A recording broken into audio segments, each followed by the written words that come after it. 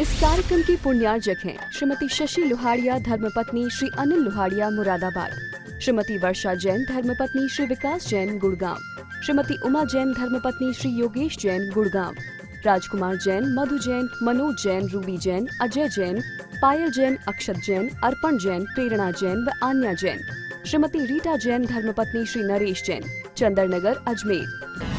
परम पूज्य वात्सल्य मूर्ति जिन्हें धर्म प्रभाविका आरिका रत्न 105 सृष्टि भूषण माता जी की मंगल प्रेरणा एवं आशीर्वाद से तीर्थराज श्री सम्मेद शिखर जी में चतुर्विध संघ की आहार विहार, पिच्छी, कमंडल, वस्त्र एवं शास्त्र इत्यादि की व्यवस्था विगत कई वर्षों से सुचारू रूप से की जा रही है। इस पुनीत कार्य से जुड़कर आप भी घर बैठे धर्म लाभ उठा सकते हैं। सामान्य सदस्यता 21,000 रूपए मात्र, सदस्यता 10 वर्ष के लिए 11,000 रूपए मात्र, एक दिन की आहार व्यवस्था 2100 रूपए मात्र। आप अपनी दान राशि निम्नलिखित खाते में जमा करा सकते हैं। ICICI bank, name of account Srishti Mangalam foundation, account number 0250050052558, IFS code ICICI 0000250, pan number AAVTS8187R। एक व्यक्ति ने कहा कि पड़ोसी हमारे घर बहुत उत्पात करता है, पुलिस में कंप्लेन कराई और निरीक्षण के लिए आए तो लोगों ने कहा कहाँ है, कौन करता है, तुम्हारे पड़ोस में तो कोई मकान ही नहीं। उसने कहा ऐसे थोड़ी दिखेगा। उसने कहा कैसे दिखेगा। वो व्यक्ति ले गया उसको पुलिस वाले को और बोला तीसरी मंजिल पर भी, जहाँ सीढ़ी भी नहीं थी, पानी की टंकी के ऊपर चढ़ा दिया। उसने कहा भैया कहीं तो कुछ नहीं है, तुम कह रहे थे पड़ोसी परेशान करता है बहुत ज्यादा, हमें हमेशा कुछ ना कुछ डराता धमकाता रहता है। उसने कहा कहाँ दिख रहा है पड़ोसी। वो कहने लगा ऐसे थोड़ी दिखेगा। उसने कहा क्या, कैसे दिखेगा। उसने कहा टंकी पे चढ़ जाओ।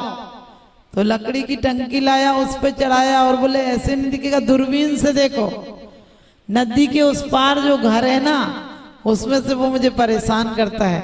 पुलिस वाला बोला तू अपना इतना दूरबीन लगाता क्यों है, तू देखता क्यों है इतना परेशान होकर के। सीढ़ियां नहीं है, चौथी मंजिल तक चढ़ के ऊपर आता है, टंकी पर आता है, फिर दूरबीन लगाता है, उसको सेट करता है, फिर तू देखता है वहां से तो आदमी तो आदमी मकान भी नहीं दिख रहा है। उसने कहा गौर से देखो, बिल्कुल आंख लगाए रखो तो दिखेगा। आप समझ गए। हम ऐसे ही दूसरों के दोस्त ढूंढ ढूंढ कर, नहीं मिले तो भी ढूंढते हैं। कोई कहीं बात करे बोले मेरी कर रहा हो, अरे क्यों सोचते हो तुम मेरी कर रहा होगा। इतने नजरिए को अनादिकाल से आज तक यही तो किया है। हमने ऐसे ही कृत्य किए हैं, इसीलिए दुखी रहे हैं। हमारे दूसरे जलाने में कारण नहीं है, क्योंकि अब जरूरत नहीं पड़ती किसी को जलाने के लिए माचिस की। अब तो लोग ही काफी हैं एक दूसरे को जलाने के लिए। एक महिला ने बाजूबंद बनवाया, गरीब महिला थी, चांदी का बाजूबंद बनवाया।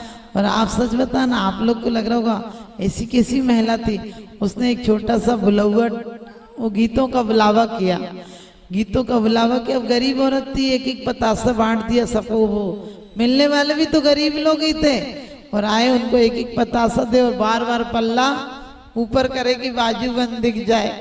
किसी ने पूछा ही नहीं। जैसे ही लोग गए और इसको औरत को इतना गुस्सा आया, उसने तो सारी लकड़ी इधर उधर फेंक दी। अब झोंपड़ा ही तो था, जलने लगा। फिर चिल्लाई इधर आओ, उसमें पानी डालो। तो लोग, पड़ोस के लोग जल्दी जल्दी पानी लेकर आए और बुझाने लगे। इतने में एक महिला बोली जीजी तुमने बाजूबंद कब बनवाया। बोली आग लगी, पहले पूछ लेती तो घर में आग ही काहे को लगता। आपको लग रहा होगा कैसी औरत थी, घर में आग लगा दी। आप अपने दिलों में देखना कि आग नहीं लगा रहे हो। जिन मकानों में रह रहे हो क्या उनमें जिंदगी नहीं गुजर सकती है। लेकिन नहीं, हमारे बच्चों को अलग कमरे चाहिए। अरे जिन बच्चों के लिए अलग कमरों की आदत डाल दी, वो जीवन भर तुमसे अलग ही रहेंगे।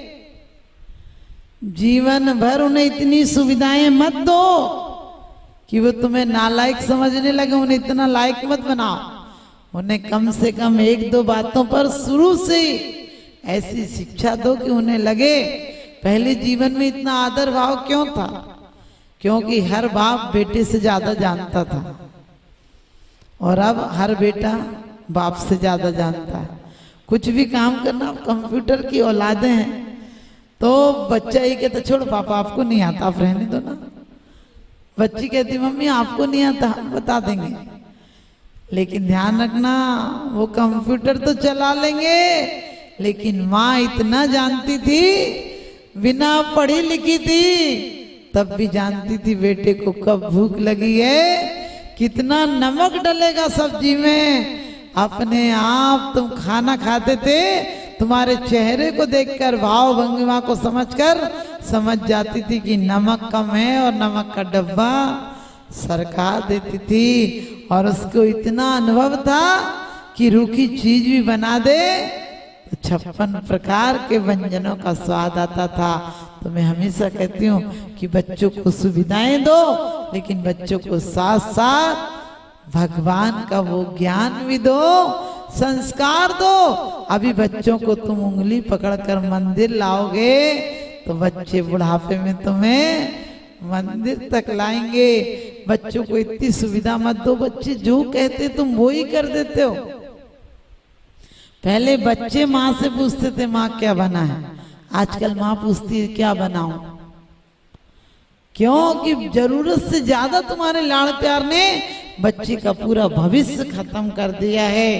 क्योंकि पहले बच्चा 18 साल तक गुरुकुलों में पढ़ता था, 18 साल 20 साल तक इतनी कठिन परिश्रम में रहता था, इतनी कठिनाइयों में जीता था। लकड़ी तोड़ना, पानी भरना, खाना बनाना, लीपना, सब कुछ काम लड़के बच्चे करते थे। जब गुरुकुलों में रहते थे तो कोई नौकर थोड़ी लगे थे। और तीर चलाना और कुछ चलाना, खेल खेलना, बड़े उत्साह में जीते थे, काम बोझ नहीं था। लेकिन वो बच्चे जब अपनी लाइफ में प्रवेश करते थे, अपने गृहस्थ आश्रम में प्रवेश करते थे तो पहले का जीवन बहुत कठिन था। 20 साल तक का जीवन बहुत कठोर जीवन था, इसलिए जो कुछ मिलता था तो बहुत अच्छा लगता था, बहुत सुखप्रद लगता था। लेकिन वो बचपन के संस्कार, जो साथ में रहना, धर्म ध्यान करना, ज्ञान आराधना करना, उपासना करना, वो संस्कार पड़े रहते थे। वो गृहस्थ आश्रम में भी कचोटते रहते थे कि वास्तव में आनंद तो वो ही था। ये तो एक सुविधाओं के लिए, संसार को चलाने के लिए एक बीच में पड़ाव है। और वो बच्चों को जन्म देने के बाद अपने बच्चों को पढ़ने भेज देते थे और उनके बच्चे जैसे ही आते थे पढ़ के, उनका विवाह कर कर एक भावना बनती थी कि अब वानप्रस्थ आश्रम में जाना है, अब थोड़ी जिम्मेदारियों से थोड़ा थोड़ा हटना है, क्योंकि अंत में समाधि मरण करना है। इसलिए श्रावक का एक लक्ष्य होता है कि साधु नहीं बन पाऊंगा, लेकिन आखिरी में समाधि मरण करके ज्यादा से ज्यादा 7-8 भव में अपने अंतिम लक्ष्य को चलूंगा, पहुंचूंगा। ये वीर शासन जयंती का आपका उद्देश्य होना चाहिए कि घर में रहूंगा, लेकिन घर में ऐसे ही रहूंगा जैसे कैदी रहता है। उसको बार बार ख्याल आता है कि सजा पूरी होगी तो घर ही पहुंचूंगा। घर जाने की बड़ी जल्दी लगी होती है, वह सब काम करता है, सब जो वहाँ बताए जाते हैं नियमों का पालन करता है, लेकिन लक्ष्य घर का होता है। आप भी हम भी जब तक संसार में रहें तब तक घर के काम, परिवार की जिम्मेदारियां, समाज की जिम्मेदारियां एक हमारे कर्तव्य पालन से ज्यादा ना हो तो आपको आज वीर शासन जयंती मनाना सार्थक हो जाएगा। और आज वीर शासन जयंती के दिन जिस शासन पर हमारे आचार्य चले हैं, कहा समंत्र भद्र स्वामी किसी परिस्थिति में भस्मक व्याधि हो गई तो देखते हैं कि अब क्या करूं। और गुरुओं को इतना ज्ञान होता था कि उन्होंने गुरु से पूछा, गुरु को पता था भी समाधि मरण का तो समय नहीं है, प्रभाव न होने का समय है, लेकिन आचार्य अपने मुंह से ये नहीं कह सकते थे कि तुम असंयम में चले जाओ। उन्होंने कहा रोग का उपचार कराओ, क्योंकि ऐसे भस्मक व्याधि बहुत खतरनाक व्याधि होती है, महाव्याधियों में से एक व्याधि होती है। और उन्होंने एक बार लेना तो फिर उन्होंने उस बात के पीछे पद को छोड़ दिया, लेकिन आस्था नहीं छोड़ी, अंतरंग में आस्था थी। क्योंकि कहते हैं श्रद्धा से दर्शन करने वाला मंदिर के फल को ले लेगा, और वरना मंदिर में क्या है पड़ा जो मंदिर हमको दे देगा। तो उन्होंने वेश को छोड़ा, एक ब्राह्मण का वेश बनाकर, आपको पता है वैष्णव मंदिर में रहिए और भोग आदि खाने की बात सबको पता होगी।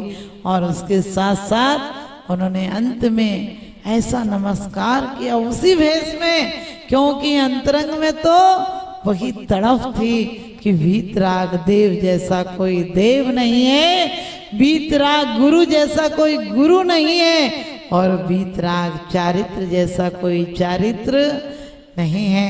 उनकी आस्था उस भूमिका में रोग का इलाज कराने के बाद भी आपको पता इतनी अच्छी अकाट आस्था थी कि नमस्कार करते ही चंद्र प्रभु भगवान प्रकट हो गए। आपके जीवन में भी सुख शांति का चंद्रमा का उदय हो इन्हीं स्वभावनाओं के साथ, क्योंकि कहते हैं कि अहिंसा और प्रेम के दीप जलाती रहे जिंदगी, अहिंसा और प्रेम के दीप जलाती रहे जिंदगी, और आपको भी महावीर के मार्ग पर बढ़ाती रहे जिंदगी। और वीर शासन के दिन, वीर शासन जयंती के दिन आप सभी को यही आशीर्वाद कि आपको भी महावीर जैसा बनाती रहे जिंदगी, आपको भी महावीर सा बनाती रहे जिंदगी। हमने कि बुढ़ापे में जब भिंडी हरी मिर्च नजर आएगी, जब संतरा नींबू नजर आएगा, तब क्या परमात्मा नजर आएगा? जब आंख दर्शन करने से इनकार कर देगी, रीढ़ की हड्डी बैठने से इनकार कर देगी, पैर चलने से इनकार कर देंगे, कान सुनने से इनकार कर देंगे, तब पर क्या परमात्मा तुम्हें अपने आने देगा? यदि जबरन आ भी जाओगे तो वैसे ही चले जाओगे जैसे आए हो, क्योंकि जीवन के लास्ट में वही याद आता है जो तुमने जीवन भर किया है। कभी लोग कहते हैं आजकल 2-2 बच्चों का खर्चा कितना है, क्योंकि कहा है यदि पुण्य का उदय है तो चिंता मत करना, तुम खाक में छोड़ जाना वो करोड़ों में हो जाएंगे, तुम रोड पर छोड़ जाना वो राज सिंहासन पर पहुंच जाएंगे। अनेकों दृष्टांत आपने देखे होंगे कि जो बाप कुछ नहीं छोड़ के गए और बेटा करोड़ों में खेल रहे हैं। और कभी कभी देखा होगा जो नगर सेठ थे वो आज किसी के घर पर बर्तन मांजने का काम कर रहा, क्योंकि पुण्य की संपत्ति अनेकों भव तक साथ रहती है। यदि पुण्य है तो तुम कभी किसी दुर्गतियों में नहीं जाओगे, यदि सम्यक दर्शन है तो कभी पतन नहीं होगा, और मिथ्या दर्शन है तो भले पैसा कमा सकते हो तुम, व्यसनों में चला जाएगा, लड़ाई झगड़े में चला जाएगा, कोर्ट कचहरी में चला जाएगा। एक व्यक्ति मंदिर में फटी धोती पहने था, हमने कहा क्यों पहने हो भाई साहब? बोले आपको पता नहीं। हमने कि बता दो तो हम सबसे कहेंगे कि फाड़ के पहना करो। बोला जब भगवान से हम कहेंगे मुझ गरीब की विनती सुन लीजो भगवान, तो भगवान मेरी फटी सी धोती देखकर कपड़े की दुकान खुलवा देगा।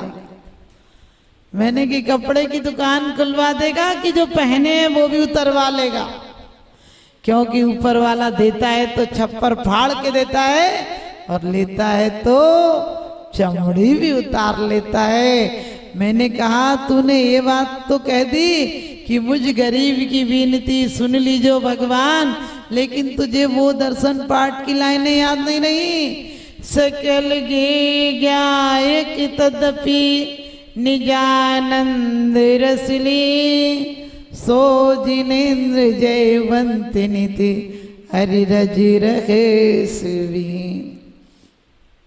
कि वास्तव में भगवान सकल गेयों के ज्ञाता हैं, और तब भी क्या है निजानंद रसली।